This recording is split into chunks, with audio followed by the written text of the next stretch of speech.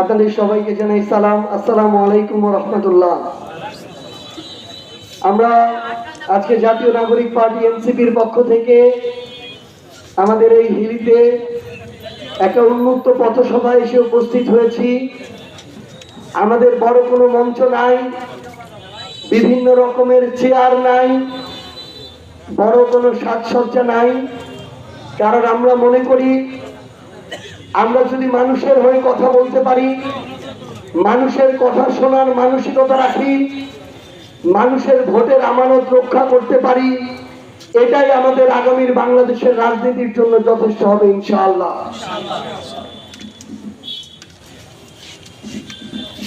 আমরা 24-এর অভ্যুত্থানের পরে নতুন বাংলাদেশটাকে এমন একটা জায়গায় প্রত্যাশা করেছিলাম, যেই জায়গায় বাংলাদেশের যে মিডিয়া, সেই মিডিয়া কোনো ব্যক্তি, গোষ্ঠী, প্রতিষ্ঠান কিংবা দলের পক্ষে হয়ে কাজ করবে না, বরং বাংলাদেশের মিডিয়া বাংলাদেশের মানুষের, জনগণের এবং রাষ্ট্রের পক্ষে হয়ে কাজ করবে। আমরা এমন থানা চেয়েছিলাম, এমন পুলিশ প্রশাসন চেয়েছিলাম, যেই থানা, পুলিশ প্রশাসন কোনো দলের নয়, কোনো ব্যক্তির নয়, কোনো গোষ্ঠীর নয়, বাংলাদেশের মানুষের হয়ে কাজ করবে, রাষ্ট্রের হয়ে কাজ করবে।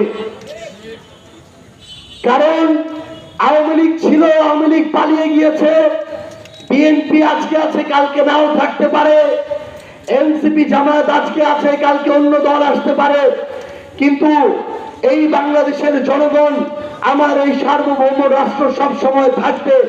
এই জন্য প্রশাসনকে, পুলিশকে রাষ্ট্রের হতে হবে, জনগণের হতে হবে। আওয়ামী লীগের সময়ে আওয়ামী লীগ তাদের জায়গা থেকে শুধু ক্ষমতায় টিকে থাকার জন্য 2009 সালে যখন দেখলো সেনাবাহিনীতে এমন কিছু অফিসার আছে, যে অফিসারদেরকে আওয়ামী লীগের দাস বানানো যাবে না, যে অফিসারগুলোকে সার্বভৌমত্বের রক্ষাকারী থেকে সরানো যাবে না, যে অফিসারগুলোকে ভারতের আদেশ অনুযায়ী চালানো যাবে না, তখন তাদেরকে হত্যার জন্য পিলখানা হত্যাকাণ্ডের মতো নাটক সাজানো হয়েছিল।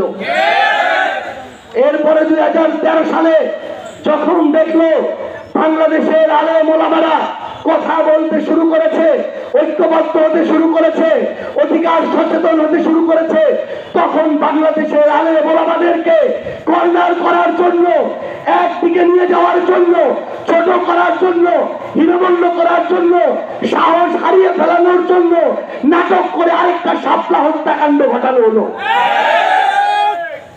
13 থেকে 24 এই 11 বছর যদি দাড়ি টুপি দেখেছে, পাঞ্জাবি জুব্বা দেখেছে, তাদেরকে নাটকের স্ক্রিপ্ট করা হলো, এরা সম্ভবত জঙ্গি কিংবা জঙ্গির আশ্রয়দাতা, প্রশ্রয়দাতা।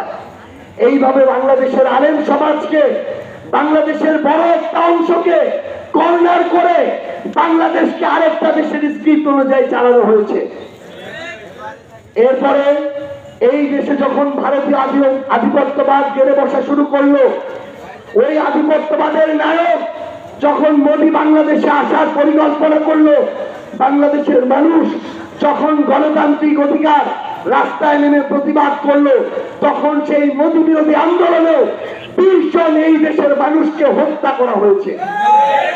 সর্বশেষ 2024 সালে শুধুমাত্র ক্ষমতায় টিকে থাকার জন্য একটা যৌক্তিক দাবি আমরা আদায় মাঠে নেমেছিলাম, সেটাকে প্রতিহত করার জন্য 4 বছর বয়স থেকে শুরু করে 70 বছর বয়সের বৃদ্ধ, কৃষক, শ্রমিক, রিক্সা চালক, ছাত্র, মাদ্রাসার শিক্ষার্থী, কোনো কিছু দেখা হয়নি, 1400 জনকে গুলি করে হত্যা করা হয়েছে।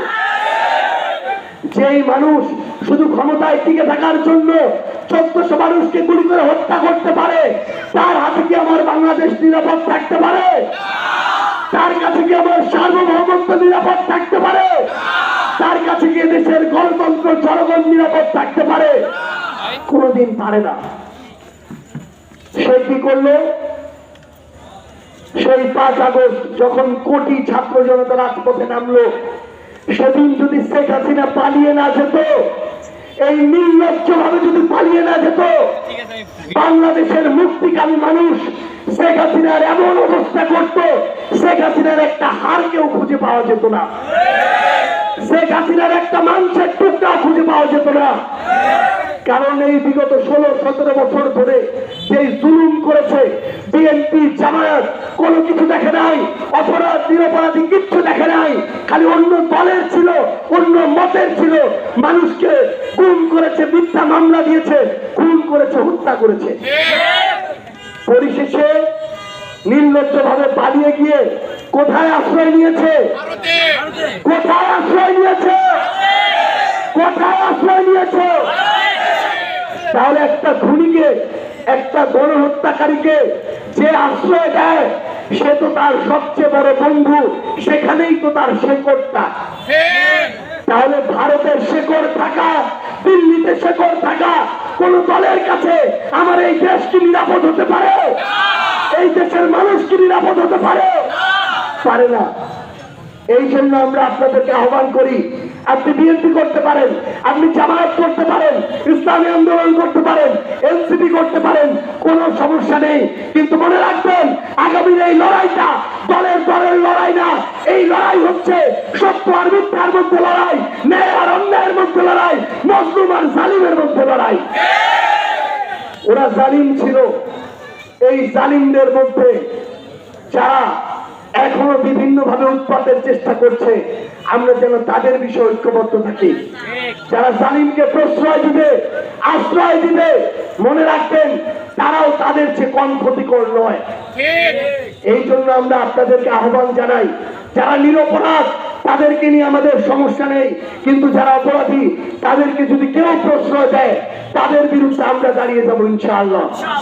আমরা শুধু আপনাদেরকে একটা বিষয় বলে যাই, পাশে আমাদের সীমান্ত, ভারত আমাদের প্রতিবেশী রাষ্ট্র, এই পর্যন্ত ঠিক আছে, কিন্তু ভারত যদি কথা এবং কাজের মধ্য দিয়ে এটা প্রমাণ করে বারবার যে তারা আমাদের প্রতিবেশী হতে পারে, কিন্তু তারা দাদাগিরি করতে চায়, আধিপত্যবাদ বহাল করতে চায়, তাহলে আমরা ভারতকে বলতে চাই, এই ধরনের প্রতিবেশী রাষ্ট্রকে আমরা প্রতিবেশী রাষ্ট্র মনে করি না।